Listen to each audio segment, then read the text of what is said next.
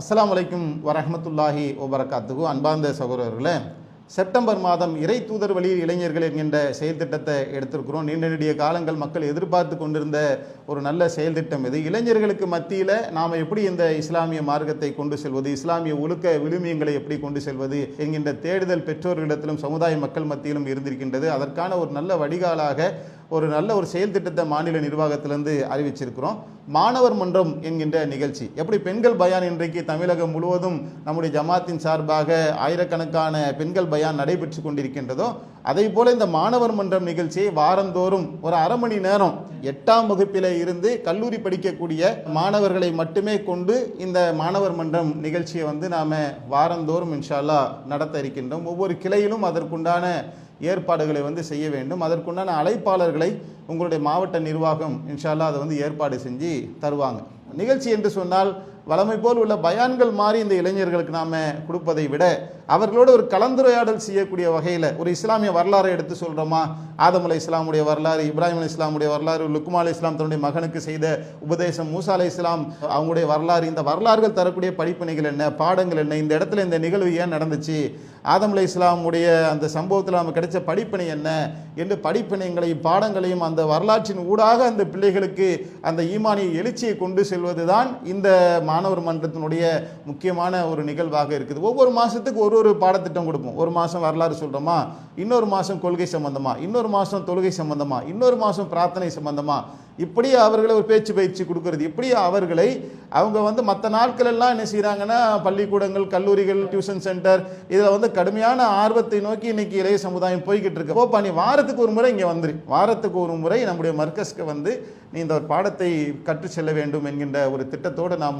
ஆக்குறோம். இதுக்கு தகுதி வாய்ந்த ஆலிம்களை, எம்ஐசிகள் போன்றவர்கள், நல்ல மார்க்கத்தை அறிந்த அறிஞர்களை வைத்து நாம் இந்த நிகழ்வை நடத்த இருக்கிறோம். பெற்றோர்களை இதை கவனத்தில் கொண்டு நம்முடைய பிள்ளைகள் ஒரு அரை மணி நேரம் மார்க்கத்தை கற்றுக்கொண்டு வர வேண்டும் என்பதில் பெற்றோர்களும் இதில் ஒரு ஊக்கத்தோடு செயல்பட வேண்டும்.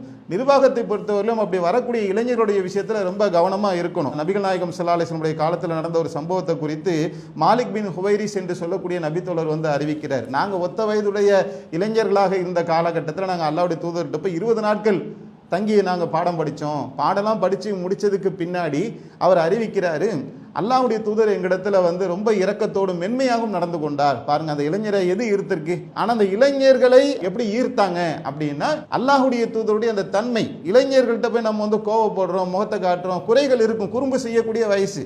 இன்னைக்கு நாமெல்லாம் இளைஞராக இருக்கும்போது நம்ம குறும்பு செஞ்சிருக்க மாட்டோமா, சேட்டைகள் செஞ்சிருக்க மாட்டோமா, கூட குறைய பேசியிருக்க மாட்டோமா. எல்லாமே இளமைக்குரிய அனைத்து குறும்புகளும் அவரிடத்திலும் இருக்கத்தான் செய்யும். அதை கண்டு நம்ம விரட்டி விடுவோம் சொன்னா, திட்டிடுவோம் சொன்னா, முகத்தை சுழிச்சிருவோம் சொன்னா, அந்த இளைஞர்கள் அவங்க மனம் நோகிடுவாங்க, அந்த இடத்துக்கு வரமாட்டாங்க. அதுதான் அவங்களுடைய இயல்பாக இருக்குது. அப்போ அல்லாஹ்வுடைய தூதர் அந்த இளைஞர்களுக்கு ஏற்ற மாதிரி என்ன செய்கிறாங்க, மாறி அவங்கள்ட்ட ரொம்ப அன்பாகவும் இரக்கத்தோடும் மென்மையாகவும் நடந்து கொண்டாங்க. யாரிடத்துல மென்மை இல்லையோ அவங்கள்ட்ட நன்மை இல்லைன்னு அல்லாஹ்வுடைய தூதர் சொன்னாங்க. அப்போ நிர்வாகிகள், பாடம் எடுக்கக்கூடிய தாயிகள் அவங்கள்ட்ட ரொம்ப இரக்கத்தோடு மென்மையோடு கருணையோடு நாம் நடந்து கொள்ளணும், அரவணைக்கணும். வாங்க டீயை சாப்பிடுங்க, இந்த ஸ்நாக்ஸை சாப்பிடுங்க, இந்தப்பா ஐடி கார்டு, உனக்கு ஐடி கார்டு கொடுக்கறது, அவங்கள்ட்ட ஒரு ஆலோசனையை கேட்கறது. நம்ம அடுத்த மாதமே மரம் நடக்கூடிய நிகழ்ச்சியெல்லாம் ஏற்பாடு பண்ணியிருக்கோம். ஒவ்வொரு கிளைகளிலும் மரம் நடுகின்ற மாவட்டம் வாரியாக நாம் செயல் திட்டத்தை எடுத்து வாப்பா இப்போ கிளாஸ்லாம் முடிச்சாச்சு, மரம் நட போகுவோம் என்று அங்கே அழைச்சிட்டு போகிறது, தனிநபர் தாவாவுக்கு அழைச்சிட்டு போவது. இப்படி அந்த இளைஞர்களை சமுதாயம் சார்ந்து மார்க்கம் சார்ந்து உள்ள பணிகளிலே நாம் அவங்களை ஈடுபடுத்துவோம் என்று சொன்னால் ஒரு ஆரோக்கியமான சமுதாயம் அல்லாஹ்வுடைய கிருபையை கொண்டு எதிர்காலத்தில் நமக்கு கிடைப்பதற்குண்டான சாத்தியக்கூறு இருக்குது அப்படிங்கிறத விளங்கி கொண்டு நாம் இளைஞர்களாக இருந்து இன்றைக்கு ஒரு முதிய வயதை அடைந்து கொண்டிருக்கின்றோம். எதிர்கால சந்ததி உருவாக வேண்டும் என்று சொன்னால் அது இளைய தலைமுறையுடைய கையில் தான் இருக்குது என்பதை உணர்ந்து இந்த மாணவ மன்றம் நிகழ்ச்சியை மாநில தலைமை அறிவித்திருக்கின்றது. இதற்கு தாயிகள், கிளை நிர்வாகிகள், மாவட்ட நிர்வாகிகள் சிறந்த முறையில் ஒத்துழைப்பு வழங்கி இதற்குண்டான உரிய ஏற்பாடுகளை செய்து தர வேண்டும் என்று மாநில நிர்வாகத்தின் சார்பாக கேட்டுக்கொள்கின்றோம். வாஹிர்துவானா அனில் ஹம்துலில்லாஹி ரப்பில் ஆலமீன். அஸ்ஸலாமு அலைக்கும் வரஹ்மத்துல்லாஹி வபரகாத்துஹு. அல்லாஹு அக்பர், அல்லாஹு அக்பர்.